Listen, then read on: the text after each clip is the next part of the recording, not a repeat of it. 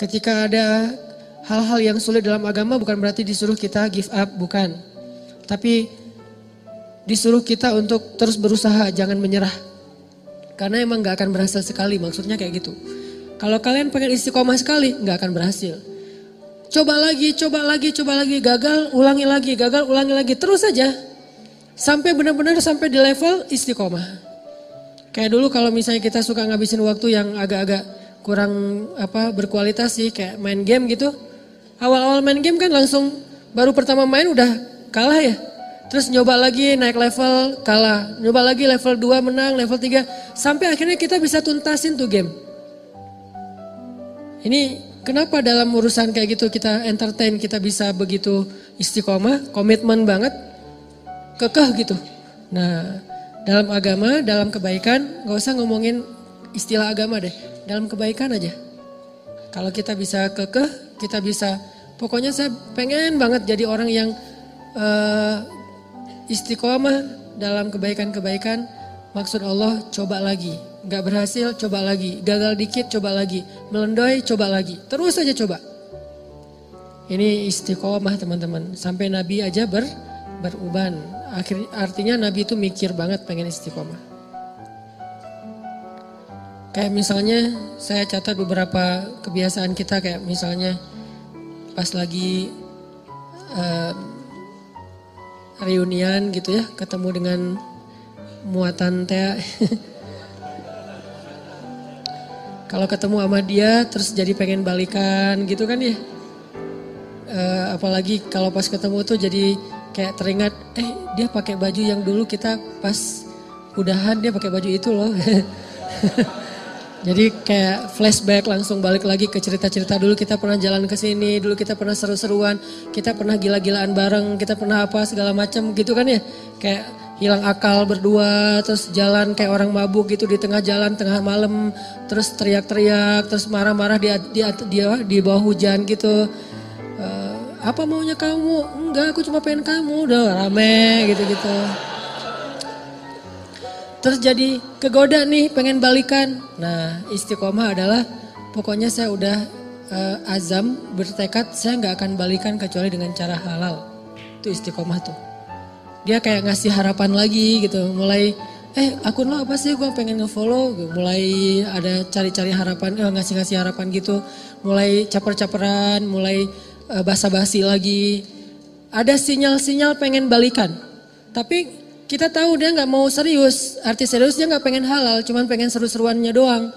Berarti istiqomah di sini adalah saya gak bakalan balikan kecuali dengan saya terima nikahnya kamu. Kamu ambil deh cincinnya, pakai Bruno Mars lah pokoknya. Marry you. Kalau lo pengen balikan, ya udah ambil cincin ini kita nikah aja. Terus habis itu kita bisa seru-seruan, gila-gilaan habis nikah. Nah ini namanya istiqomah nih. Gak mau balikan kecuali dengan cara terhormat.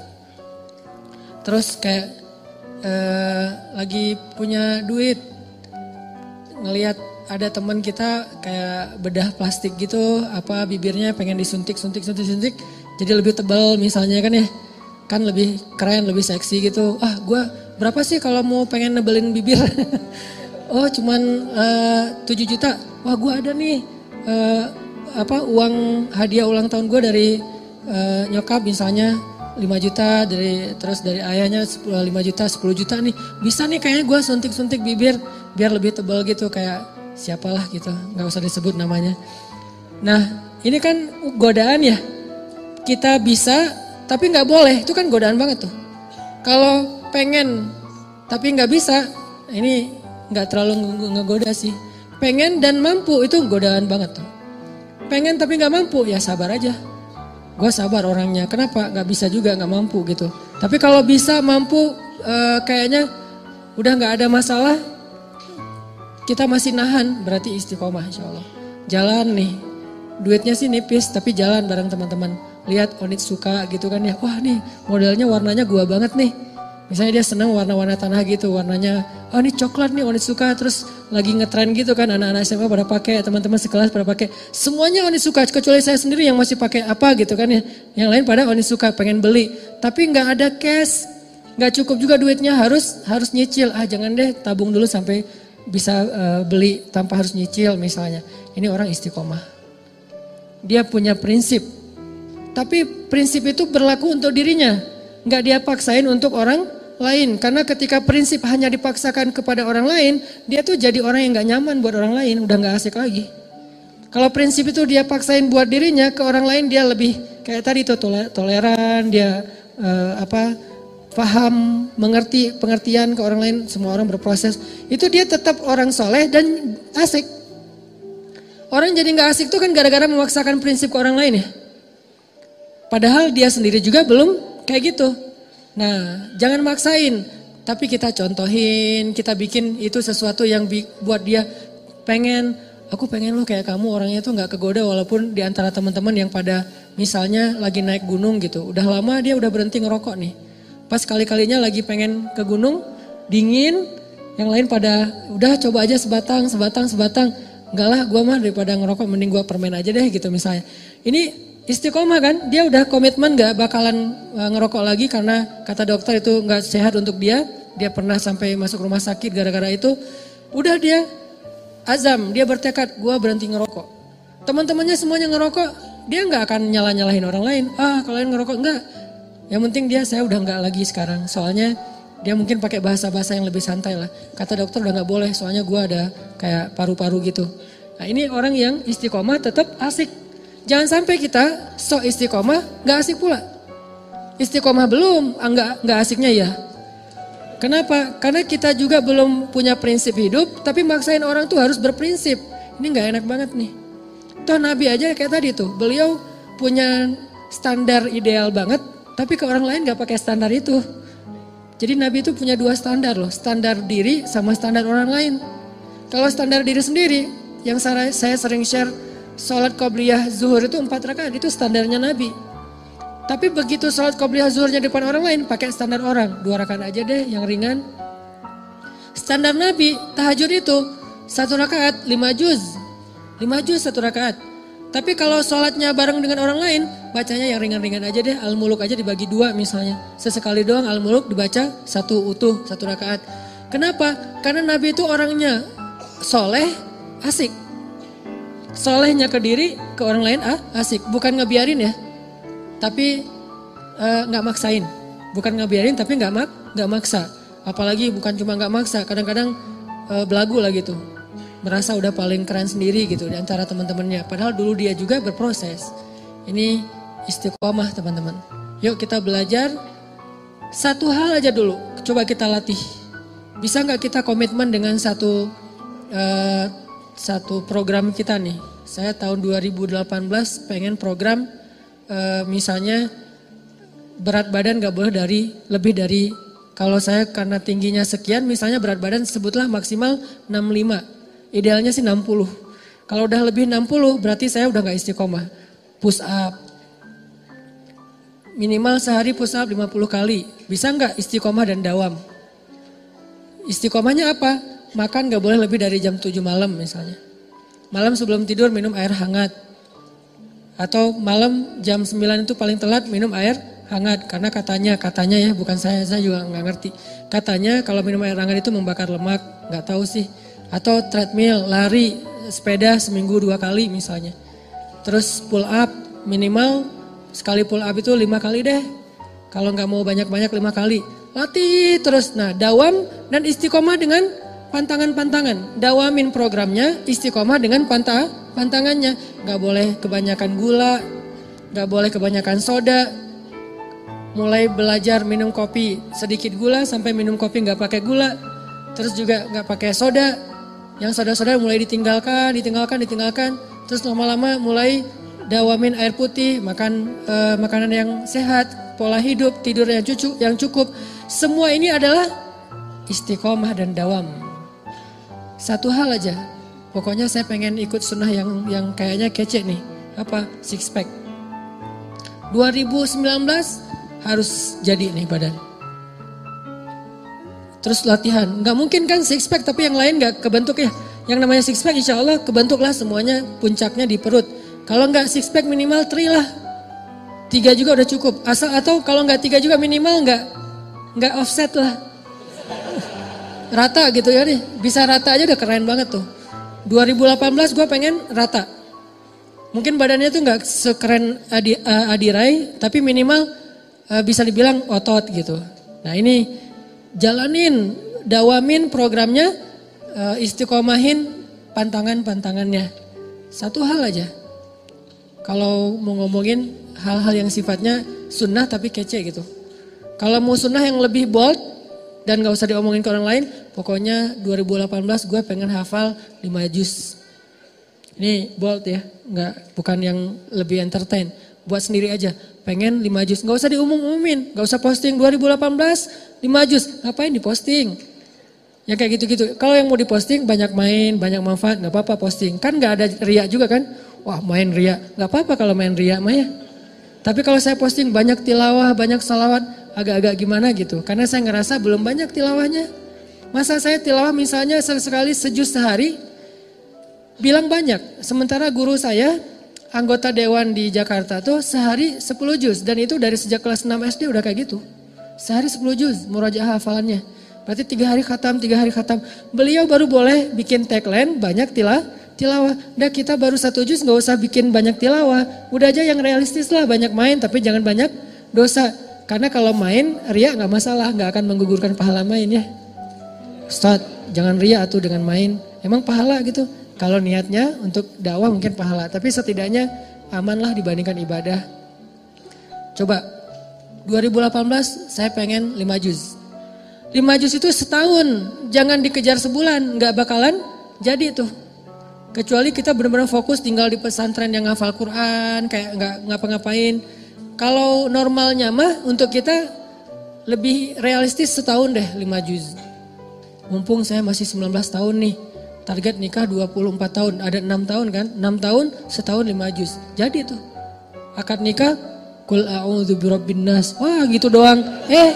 Jangan lupa, ini ayat surat terakhir yang saya hafal dari Al-Baqarah maksudnya. Bukan Qul a'udzu birabbin nas baru mulai ya. Qul a'udzu birabbin nas itu udah selesai. Maharnya apa? Seperangkat alat sholat. Maharnya apa? 1 gelang, 1 cincin, 1 rumah, 1 mobil. Ditutup dengan surat An-Nas. Daripada ditutup dengan surat Al-Baqarah, Alif Lam Mim misalnya. Surat An-Nas. An-Nas setelah dia menghafal dari Al-Fatihah sampai Al-Falaq ditutup dengan An-Nas. Bisa tuh 6 tahun, setahun 5 juz dibagi. Dibagi per bulan, dibagi lagi per hari. Itu dawam. Jadinya sedikit banget enggak Ustaz, enggak keren ah. Keren kalau dawam. Kalau cuma sehari enggak keren emang. Tapi kalau dawam itu keren. Makanya ketika ada sahabat nanya ke Nabi, ya Rasulullah, ayul amal ahabba ilallah. Amal apa yang Allah paling suka? Apa jawaban Nabi? Adwa muha wa in qallat. Yang paling dawam walaupun sedikit. Yang paling dawam itu artinya konsisten. Kalau istiqomah itu artinya komitmen. Yang paling dawam walaupun sedikit. Sedikitnya misalnya coba 5 juz bagi setahun, saya belum pernah bagi. Anggap aja sehari ngafalnya cuma 2 baris atau 3 baris. Sehari cuma 3 baris, nggak seru kurang keren. Teman-teman saya tuh sehari 1 halaman. Jangan lihat sekarang, lihat setahun. Ketika itu sudah dawam, itu jadi keren di mata Allah. Malah kata Nabi itu amal yang Allah suka banget. Coba bikin program, nggak usah banyak-banyak, tapi targetnya dicicil. Jadi bikin program cicilan, jangan bikin program cash dalam amal soleh. Saya pengen nyicil hafal Quran, saya pengen nyicil tahajud. Gimana nyicil tahajud?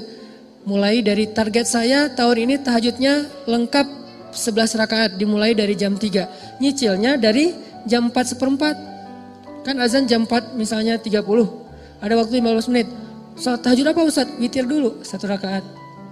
Beberapa minggu, asal bisa dawam aja nih. 2 minggu, setiap malam bisa witir 1 rakaat. Itu keren loh. Daripada semalam 11 rakaat, 3 juz, besok enggak. Sebulan kosong. Enggak gitu. Mending gua 2 minggu ke depan sebelum sholat subuh wajib witir 1 rakaat deh. Gitu aja. Witir 1 rakaat. 2 minggu tuh witir 1 rakaat. Allah tuh sayang banget sama kita. Minggu ketiga mulai witir 3 rakaat deh. Bulan berikutnya tambah tahajud 2 rakaat, witir 3 rakaat. Mulai bangun jam 4, mulai bangun jam 4 kurang seperempat, mulai setengah 4, mulai setengah 4 kurang, mulai jam 3. Jam 3 udah mulai normal nih, jaga tren itu tuh. Kalau udah dijaga setahun, insya Allah itulah amal yang paling disukai Allah. Baru disebut ahli tahajud. Kalau belum, namanya bukan ahli tahajud, pernah tahajud.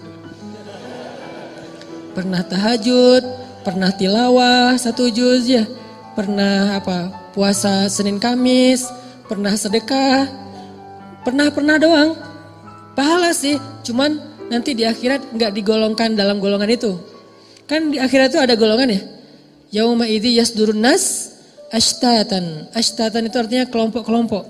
Masing-masing ada komunitas. Nanti di akhirat itu ada komunitas subuhan, ada komunitas tahajudian. Ada komunitas sedekah, ada komunitas kayak duha gitu. Nah, ada orang yang di komunitas mana aja dia ikut. Kayak kita sekarang seneng ngegeng gitu, geng sana ikut, geng sini ikut, anak-anak parkour dia main, anak-anak BMX dia main, anak-anak skate dia main, anak-anak motor dia jalan juga touring. Artinya kan dia gaul banget ya. Karena semua bisa, BMX bisa, parkour bisa, skate bisa, mau motoran bisa. Anak sepeda dia ngegoes kemana ikut, berarti dia bisa semua nih. Di akhirat ada yang kayak gitu juga sih. Tahajud ada dia, duha ada dia, sedekah ada dia. Yang parah gak ada di mana-mana. Sendiri doang nih. Kenapa bisa sendiri? Karena dia pernah tahajud, pernah duha, pernah sedekah, pernah tilawah. Bukan ahlinya. Lihat ahli dengan pernah bedanya? Dawam dan istiqomah. Jadi kalau kita pengen punya komunitas nanti di Padang Mahsyar, komunitas tuh beda loh treatmentnya sama sendiri. Komunitas tuh biasanya dapat banyak kemudahan nanti di Padang Mahsyar. Kenapa? Saling mentestimoni gitu. Ya udah kayak kita misalnya check in under group dengan sendiri. Kalau FIT kita jalan sendiri tuh harga tiket lebih mahal satu. Kalau beli tiket grup itu lebih murah. Kedua, pas check in bagasinya kalau sendiri overweight itu bakalan bayar per kilo kan. Kalau under group overweight satu disubsidi sama teman-teman yang kurang gitu kan. Nah itu logika sederhana di akhirat juga gitu. Kalau kita overweight dikit nanti udah deh ntar saya gantiin. Atau misalnya harga tiketnya kemahalan tuh masuk surga. Gak apa-apa kalau beli grup lebih murah. Emang kayak gitu kaidahnya. Kaidah jamaah. Karena berjamaah itu lebih berkah. Nah gimana biar masuk komunitasnya? Jadilah ahlinya. Gak bakalan jadi ahli kalau cuman pernah. Walaupun pernahnya tuh. Saya pernah tuh. Kayak saya pernah sholat tarawih semalam 10 apa 15 juz di Mesir. Pernah tapi gak berulang. Kapok. Sekali doang. Itu juga gak sengaja diajak sama guru saya, Hanan yuk ikut tarawih, imamnya bagus. Kan saya kayak imam hunter gitu kan, mencari-cari imam yang keren gitu, yang bacaannya bagus saya cari tuh. Enak soalnya. Dan saya pasti milih softnya di luar masjid. Walaupun yang terbaik di soft pertama, tapi untuk sholat sunnah saya pengen nyoba di luar, imamnya bagus dan soundnya di Mesir itu bagus-bagus tuh. Jadi kita kayak lagi nongkrong tapi ngedengerin sholat. Nah waktu itu imamnya emang bagus, tapi Al-Baqarah, Al-Imran, An-Nisa, Al-Maidah, Al-An'am, sampai At-Taubah, sampai Yunus. Masya Allah nih imam ngeri banget. Tahajud dari mulai habis Isya, selesainya gak sempat makan sahur. Antara 10 sampai 15 juz. Cuman sekali doang. Dan nyesel pula tuh. Gak tahu berpahala apa enggak nih. Nyeselnya kayak saya jadi... Pas saya baca cerita Abdullah bin Mas'ud yang sholat di belakang Nabi terus dia kayak nyesel gitu, saya kebayang karena saya juga pernah ngerasain kayak gitu. Sholat di belakang Nabi nih Abdullah bin Mas'ud. Pertama enak lama-lama loh kok lama banget nih nggak ruku-ruku. Lama-lama Abdullah mengatakan tahu gini saya nggak akan ikut dari awal. Dia ngebatin kayak gitu. Saya juga kayak gitu pas saat tahajud. Tahu gini saya nggak mau ikut sama Syekh. Pas pulang gimana Hanan? Besok lagi. Aduh gak enak badan saya. Gak mau lagi seumur-umur. Sampai sekarang. Kalau dibawa lagi ke Mesir gak mau saya. Kenapa? Gak kuat. Bayangin tahajud dari Isya sampai menjelang sahur. Dan sahur di Mesir itu bukan imsak kayak kita. Sahurnya batasannya tuh azan subuh. Jadi udah deket azan subuh. Kita pas habis witir. Itu makan itu udah kayak orang lapar banget. Karena bentar lagi azan subuh. Saking full semalaman sholat. Nah ini namanya bukan ahli tahajud. Pernah tahajud 10 juz, minimal pernah lah. buat jadi bahan ceramah doang gitu. Ya gue pernah loh sholat tahajud 10 juz padahal cuma sekali doang. Dan itu juga gak sengaja dan nyesel lagi. Kalau orang yang di masjid itu, nah itu baru keren. Kakek-kakek yang udah berapa tahun kayak udah 10 tahun kayak gini. Nah itu namanya ahli tahajud dengan model Rasul. Itu beneran. Nanti insya Allah mungkin kita berhusnuzan dia bakalan masuk komunitasnya Rasulullah. Foundernya tuh Rasul. Terus anggotanya tuh orang-orang yang tahajud kayak Ibnu Abbas, Abdullah bin Zubair, kayak gitu-gitulah anggota-anggotanya. Termasuk yang di masjid Sayyidah Zainab nama daerahnya. Masjid Sayyidah Zainab itu kalau kayak saya yang cuma pernah sekali nggak masuk komunitas. Tapi berpahala nggak? Kalau ikhlas tetap berpahala. Pahala sama komunitas itu beda. Pahala itu reward. Kalau komunitas itu kayak dapat satu anggota, tanda anggota tuh. Bukan reward doang. Jadi tanda anggota dan beda nanti treatmentnya di akhirat. Dawam istiqomah. Istiqomah di sekolah tuh teman-teman semuanya punya pasangan. Pacaran gitulah. Kita istiqomah sendiri. Kan keren ya, soalnya gak ada yang mau misalnya. Pengalaman. Alhamdulillah saya belum pernah pacaran. Sekali-kalinya cuma LDRan dan itu gak penting-penting amat. Cuman kayak email-emailan doang, cuman say hi doang. Terus apalah, udah di Mesir tuh LDRan. Itu juga gak lama, cuma beberapa bulan diputusin. Langsung tawaf Sungai Nil gitu kan. Sekali-kalinya diputusin, kan berat banget tuh. Alhamdulillah gak pernah pacaran yang kayak sentuhan, jalan bareng tuh gak pernah. Kenapa? Alhamdulillah gak ada yang mau. Lo mau gak sama gue? Enggak ah, males banget. Lo mau gak? Enggak, males banget. Semuanya males banget. Ya udah deh, gue sendiri aja. Alhamdulillah. Gara-gara gak pernah jadi kayak jadi ada obsesi yang terpendam gitu kan. Pokoknya saya pengen pacaran yang gila-gilaan. Terwujud setelah halal. Makanya bisa habis-habisan, bisa totalitas, bisa kemana-mana. Pokoknya pengen ngabisin waktu pacaran aja deh berdua. Nah ini artinya istiqomah. Walaupun penyebabnya kadang-kadang emang nasib sih. Istiqomahnya nasib. Kenapa gak pacaran tadi? Gak ada yang mau. Gak menarik, gak berprestasi, gak tajir juga, gak keren. Dulu. Sekarang juga enggak gitu ya. Sombong. Nah artinya teman-teman bisa enggak nih di SMA nih anak-anak SMA ya.